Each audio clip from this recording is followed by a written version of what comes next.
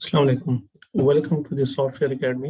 आज second tutorial में हम एस्पेनाइसिस का प्रॉपर्टीज इन्वायरमेंट डिस्कस करेंगे डिटेल से। तो आप देख सकते हैं कि अभी हम प्रॉपर्टीज इन्वायरमेंट के अंदर हैं। ये प्रॉपर्टीज का जो टैब है ये चेक है, यानी कि हम प्रॉपर्टीज इन्वायरमेंट के अंदर हैं।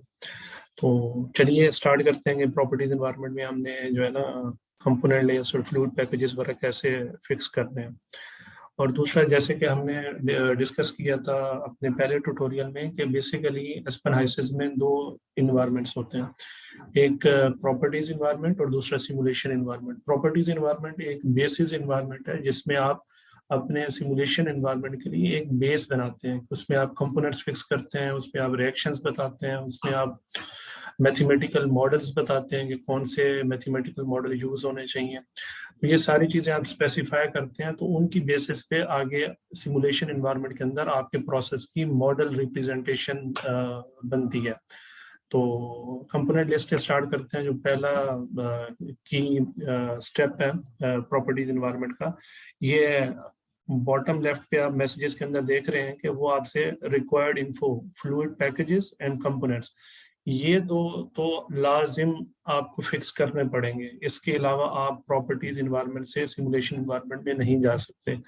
यानी कि अगर आपके पास पेट्रोलियम एसेज नहीं है, सही है, क्योंकि लाजमी नहीं है कि आपका जो आप जिस प्रोसेस पे काम कर रहे हैं उसके अंदर पेट्रोलियम शामिल हो सकता है, कोई अदर केमिकल है, कोई वाटर सिस्टम है। तो ये हो भी सकता है, नहीं भी हो सकता। रिएक्शन हो सकता है, आपका यूनिट ऑपरेशन है, फिजिकल ऑपरेशन है और उसमें कोई रिएक्शन इन्वॉल्व नहीं है, तो ये ऑप्शनल है। बट कंपोनेंट लिस्ट और फ्लूइड पैकेज ये मैंडेटरी है, ये आपको लाजमन फिक्स करने पड़ेंगे, क्योंकि कोई भी प्रोसेस है, कोई भी सिस्टम है, उसके अंदर कोई ना कोई कंपोनेंट्स भी होंगे और कोई ना कोई मैथमेटिकल मॉडल आपको बताना पड़ेगा कि on the basis of what जो है ना ये कैलकुलेशन को परफॉर्म करे। तो कंपोनेंट लिस्ट पे हम जाते हैं। कंपोनेंट कैसे ऐड करना है, आप ऐड का बटन प्रेस करें तो ये आप देख सकते हैं अपनी लेफ्ट साइड पे कि एक विंडो आ गई कंपोनेंट्स ऐड करवाने के लिए। तो यहाँ पे आप देख सकते हैं कि search by simulation name, full name और फॉर्मूला, यानी कि इसका मतलब ये है कि यहाँ पे जो भी कंपोनेंट्स आपको शो होंगे, तो या तो आप सिमुलेशन नेम, यानी कि उनके तीन नाम होते हैं, एक सिमुलेशन नेम होता है, एक फुल नेम होता है, एक फार्मूला होता है, और तीनों जो है ना वो मुख्तलिफ होते हैं। ये एस्पेन हाइसिस के कैटलॉग में, यानी कि एस्पेन हाइसिस कंपोनेंट्स को तीन तरह से डिफाइन करता है, तीन तरह से उनको नाम देता है। तो आप जौन सा नाम आप सिमुलेशन नाम से अगर सिलेक्ट करना चाहते हैं, सर्च करना चाहते हैं, तो सिमुलेशन नाम आप सिलेक्ट कर लें। अगर आप फुल नेम से करना चाहते हैं तो फुल नेम कर लें। तो अपने कंपोनेंट सिलेक्ट कैसे करने हैं, आप जिस कंपोनेंट को ऐड करना चाहते हैं जो कि आपके प्रोसेस में शामिल है उसको सिलेक्ट करें, ऐड का बटन प्रेस करें, ये आपकी जो है ना शामिल हो जाएगा। आप सोर्स देख रहे हैं कि हाइसिस डाटा बैंक हाइसिस, आप ये डाटा बैंक जो है ये हाइसिस का अपना है जिसमें से हम कंपोनेंट सिलेक्ट कर रहे हैं। हो सकता है कि हमारा जो रिक्वायर्ड कंपोनेंट है वो हाइसिस के डाटा बैंक में ना हो, तो उसका भी तरीका है, वो भी डिस्कस करेंगे कि उसका फिर क्या करना है। अच्छा, अगर आपने ज्यादा कंपोनेंट सेलेक्ट करने हो, तो जैसे हमने अगर प्रोपेन से लेके एंड डिकेन तक सेलेक्ट करना चाहते हैं, तो आप प्रोपेन को क्लिक करें, उसके बाद शिफ्ट का बटन प्रेस करें और एंड डिकेन को प्रेस करें। ये सारे सिलेक्ट हो गए और आप इनको इकट्ठा जो है ना ऐड कर सकते हैं। सही है। अब अगर कोई कंपोनेंट आपका हाइसिस के डाटा बैंक पे नहीं है, तो उसका आपने क्या करना है, तो उसका बड़ा सिंपल सा है कि यहाँ पे आपको ऑप्शंस हैं हाइपोथेटिकल और हाइपोथेटिकल सॉलिड का। अगर आपका कंपोनेंट लिक्विड है और वो हाइसिस के डाटा बैंक में नहीं है, तो आप उसको हाइपोथेटिकल में जाएंगे। हाइपोथेटिकल मतलब आप अज्यूम करेंगे, ठीक है। अच्छा, उसके बाद आप क्रिएट एंड एडिट हाइपोज, यानी कि हाइपोज मीन हाइपोथेटिकल्स, आप जो है ना नया हाइपो क्रिएट करना चाहते हैं, ग्रुप क्रिएट करना चाहते हैं, मींस कि वो सिंगल कंपोनेंट है या कोई मल्टीपल कंपोनेंट्स है, पूरा ग्रुप ऐड करना चाहते हैं। अच्छा, उसकी मैं मिसाल आपको दे देता हूँ कि बाज़ वक़्त क्या होता है कि कोई एक कंपोनेंट है जो हाइसिस के डाटा बैंक में नहीं है, कोई भी, मसलन लेट्स सपोज जी हमें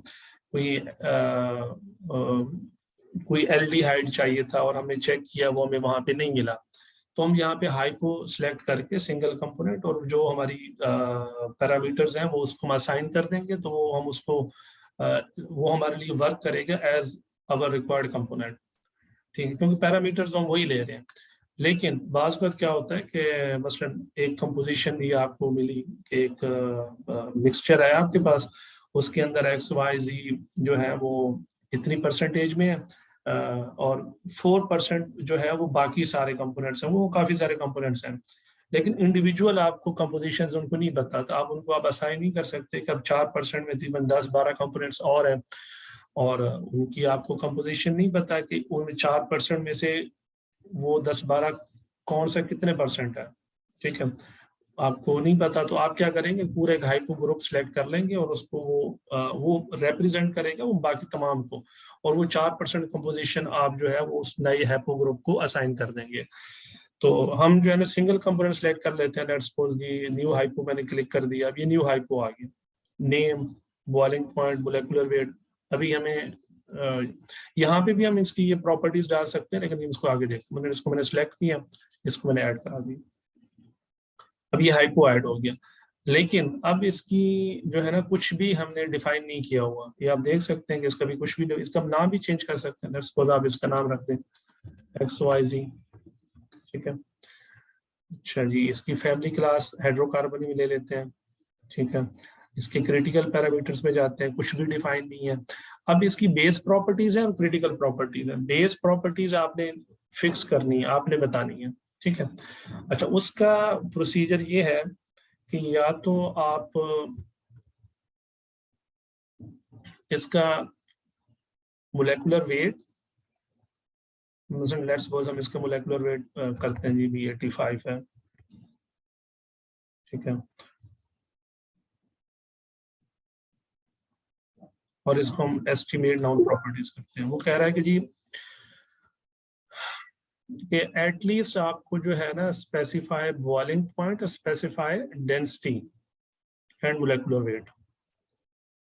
या तो आप इसका स्पेसिफाई कर दें बॉइलिंग पॉइंट, ठीक है। अब मसलन जी मैं स्पेसिफाई कर देता हूँ बॉइलिंग पॉइंट इसका, जी इसके बॉइलिंग पॉइंट 102 डिग्री सी है, तो वो बाकी प्रॉपर्टीज खुद कैलकुलेट कर लेगा कि 102 मैंने स्पेसिफाई कर दिया और इसने बाकी प्रॉपर्टीज खुद कैलकुलेट कर दी। या अगर आपके पास बॉइलिंग पॉइंट नहीं है तो फिर या तो मोलेकुलर वेट या आइडियल लिक्विड डेंसिटी आपको दोनों स्पेसिफाई करनी पड़ेगी। सिर्फ एक पैरामीटर से आपकी बाकी क्रिटिकल प्रॉपर्टीज जो है वो कैलकुलेट नहीं होगी, ठीक है। या सिर्फ नॉर्मल बॉइलिंग पॉइंट या फिर मोलेकुलर वेट और आइडियल लिक्विड डेंसिटी आपको दोनों करनी पड़ेगी, ठीक हो गया। तो ये आपका हाइपो जो कंपोनेंट था वो हमने डिफाइन भी कर दिया। अब आगे हम चलते हैं फ्लूइड पैकेज पे। अब फ्लूइड पैकेज हम देखते हैं जी, फ्लूइड पैकेज हम कैसे सिलेक्ट कर सकते हैं। ये सारे फ्लूइड पैकेजेस हैं, ठीक है। ये 30-35 फ्लूइड पैकेजेस आपको गिवन है।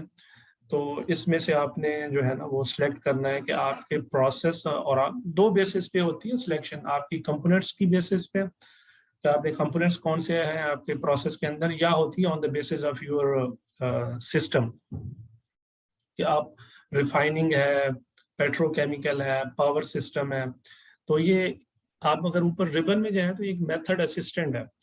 ये बेसिकली फीचर आपको गाइड करता है कि आप कैसे जो है ना, मसलन अब आपको क्या पता कि आपने कौन सा पैकेज लेना है, कौन सा पैकेज आपको सूट करता है आपके कंपोनेंट्स को या आपके सिस्टम को। तो वो बेसिकली आप यहाँ से भी हेल्प ले सकते हैं। जैसे कि वो कह रहा है कि स्पेसिफाई कंपोनेंट टाइप, मैं कंपोनेंट टाइप में जाता हूँ कि मेरे कंपोनेंट बेसिकली क्या है, हाइड्रोकार्बन है, ठीक है। मैंने हाइड्रोकार्बन को सिलेक्ट किया। वो कह रहा है कि आपके पेट्रोलियम ऐसे और हाइपो कंपोनेंट्स हैं, जी हाइपो कंपोनेंट्स तो है मेरे पास। अच्छा, वैक्यूम कंडीशंस हैं, नहीं है भाई, ठीक है। अब on the basis of what I have told him, उसने मुझे एक बता दिया है कि यूज चाओ सदर या पेंग रोबिन्सन या SRK, इन तीनों में से मैं कोई भी सिलेक्ट कर सकता हूँ फ्लूइड पैकेज। अच्छा, ये तो था कि मैंने on the basis of component type. अगर प्रोसेस टाइप पे मैं कोशिश करता हूँ, हमारा प्रोसेस क्या है बेसिकली, हमारा प्रोसेस जो है वो ऑयल एंड गैस प्रोसेसिंग है, ठीक है, पेट्रोकेमिकल है, मैं कहता हूँ ये ऑयल एंड गैस प्रोसेसिंग है, ठीक है। अच्छा जी, उसने बताया है कि ऑयल एंड गैस प्रोसेसिंग के लिए पेंग रोबिन्सन, CPA और SRK। तो मोस्टली हाइड्रोकार्बन सिस्टम्स के लिए, ऑयल एंड गैस प्रोसेसिंग के लिए जो मोस्टली फ्लूइड पैकेज यूज किया जाता है वो पेंग रोबिन्सन ही होता है। हम पेंग रोबिन्सन को देख लेते हैं कि पेंग रोबिन्सन क्या है। तो आप यहाँ पे देख सकते हैं कि पेंग रोबिन्सन की भी पूरी डिटेल उसके अंदर गिवन है। ये देखें कि टेम्परेचर रेंज कितनी टेम्परेचर रेंज को ये कवर करता है, प्रेशर रेंज भी बता रहा है, ठीक है। और बाकी ये बता रहा है कि जी और मजीद रिकमेंडेशन भी बता रहा है कि जी ये जो पैकेज है ये कौन कौन से सिस्टम्स के लिए हम यूज कर सकते हैं। क्योंकि ऑयल एंड गैस प्रोसेसिंग हमने कहा था जी, ऑयल एंड गैस प्रोसेसिंग के अंदर भी आगे सब सिस्टम्स होते हैं। तो वो हमें बता रहा है कि जी उसके अंदर भी जो ये सिस्टम्स हैं उनके लिए आप ये पेट्रोराबिक पेंग-रोबिन्सन इक्वेशन ऑफ स्टेट यूज कर सकते हैं। अब इक्वेशन ऑफ स्टेट का जो है बेसिकली ये मैं आपको थोड़ा सा यहाँ पे आप अगर लेफ्ट साइड पे देखें, ठीक है, यहाँ से कि हाइसिस प्रॉपर्टी पैकेजेस के नीचे equations of state, activity models, Chao Seader, vapour pressure models, acid gas glycol electrolyte, dehydration process, clean fuel package.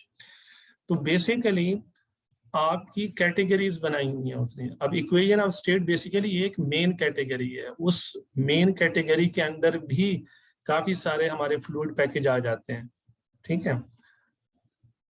अब ये सारे जो पैकेजेस हैं ये इक्वेशन ऑफ स्टेट मॉडल्स हैं। ये वाले जो सारे जो आपको नजर आ रहे हैं ये एक्टिविटी मॉडल्स हैं, ठीक है। ये आप यहाँ पे देख रहे हैं ना, equation of state, activity model, फिर चाउ-सेदर, ये चाउ-सेदर है।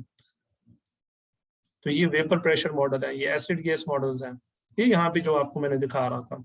तो बेसिकली ये main category equation of state है और इक्वेशन ऑफ स्टेट के अंदर काफी सारे फ्लूइड पैकेजेस आते हैं। तो पेंग-रोबिन्सन is one of the fluid package which comes under the category of equations of state. तो यहाँ से आपको थोड़ा सा आइडिया हो गया होगा कि आपने कैसे अपना सिलेक्ट करना है। तो क्योंकि पेंग-रोबिन्सन ऑयल एंड गैस हाइड्रोकार्बन्स के लिए यूज किया जाता है, मैंने पेंग-रोबिन्सन सिलेक्ट कर लिया, ठीक है। अब जो है ये आपका हमने फ्लूइड पैकेज भी सिलेक्ट कर लिए और कंपोनेंट लिस्ट भी हमारी डिफाइन हो गई। और जो आपने कंपोनेंट लिस्ट डिफाइन की उसको उसने नाम दे दिया कंपोनेंट लिस्ट 1, ठीक है, कंपोनेंट लिस्ट 1। अब यहाँ पे आप देख रहे हैं ना, हमने सिर्फ एक लिस्ट बनाई है, उसका सोर्स क्या है, हाइसिस डाटा बैंक है, ठीक है। आपने फ्लूइड पैकेज भी आपको उसको असाइन कर दिया, बेसिस 1 ये उसका नाम है, जो फ्लूइड पैकेज हमने असाइन किया है ना, इसका नाम हम चेंज करके इसका नाम रख सकते हैं क्योंकि उसने खुद नाम दे दिया इसको बेसिस 1 का। यहाँ पे हम चेंज कर सकते हैं। इस तरह से हम मल्टीपल लिस्ट यहाँ पे ऐड कर सकते हैं और हर लिस्ट का जो है ना वो डिफरेंट फ्लूइड पैकेज हो सकता है। और फिर जिस लिस्ट को हम अपने मॉडल में जहाँ पे यूज करना चाहें वो हम कर सकते हैं। क्योंकि अभी हमने जरा ज्यादा कम्प्लेक्स नहीं करना, तो हमने सिर्फ एक लिस्ट ली है और एक फ्लूइड पैकेज उसको असाइन किया है। और ये हमारी लिस्ट है जो हमने सेलेक्ट किए हैं और ये हमारा फ्लूइड पैकेज है। कंपोनेंट लिस्ट के आप देख रहे हैं इंडेंटेड में एक कंपोनेंट लिस्ट आ रही है, ठीक है, ये एक ही है हमारे पास। इसी तरह फ्लूइड पैकेज में हमने एक पैकेज सेलेक्ट किया है क्योंकि हमारे पास लिस्ट एक है। अगर हमारे पास दो लिस्टें होंगी तो फिर हम या तो एक ही फ्लूइड पैकेज दोनों को असाइन कर सकते हैं या एक लिस्ट को हम डिफरेंट फ्लूइड पैकेज, दूसरे को डिफरेंट फ्लूइड पैकेज कर सकते हैं। तो और अगर एक से ज्यादा आपने लिस्टें ऐड करनी है तो वो मुश्किल नहीं है। आप यहाँ पे जिस तरह एक्सेल में हम करते हैं नई वर्कशीट खोलने के लिए, यहाँ पे आप क्लिक करेंगे और यहाँ पे आप जो है ना सेकंड कंपोनेंट लिस्ट ऐड कर सकते हैं, ठीक है। तो ये फ्लूइड पैकेज भी असाइन हो गया, कंपोनेंट लिस्ट भी असाइन हो गई। ये पेट्रोलियम एसिड्स हमारे पास नहीं है, रिएक्शंस नहीं है। तो अब हम डायरेक्टली जा सकते हैं अपने सिमुलेशन एनवायरनमेंट के अंदर, ठीक है। अब हम आ गए सिमुलेशन एनवायरनमेंट के अंदर विदाउट एनी प्रॉब्लम। अब सिमुलेशन एनवायरनमेंट के अंदर सिमुलेशन मॉडल बनाने से पहले जो एक चीज रह गई थी जो लास्ट ट्यूटोरियल में मैं डिस्कस नहीं कर सका, कि यूनिट ऑपरेशंस के अलावा हमारे पास दो स्ट्रीम्स होती हैं, एक को मटेरियल स्ट्रीम कहते हैं और एक को एनर्जी स्ट्रीम कहते हैं। मटेरियल स्ट्रीम मतलब एनी लिक्विड और gas stream, any fluid stream, ठीक है। जैसे कि अगर हम इसको थोड़ा एक्सप्लेन कर लें तो एक पंप है, पंप को जो फीड आ रही है, ठीक है, जो इनलेट आ रही है वो एक मटेरियल स्ट्रीम है। लेकिन पंप को ड्राइव करने के लिए चाहे वो अगर it's running through some turbine तो और इट्स रनिंग थ्रू इलेक्ट्रिसिटी, तो वो जो इलेक्ट्रिसिटी उसको आ रही है, जो स्टीम आ रही है टरबाइन को, तो वो एनर्जी स्ट्रीम्स हैं। तो ये भी हमारी जो है ना यहाँ पे, जब हम यहाँ पे स्टार्ट करेंगे अपने सिमुलेशन इन्वायरमेंट के अंदर मॉडल बिल्डिंग, तो ये यूज होंगी।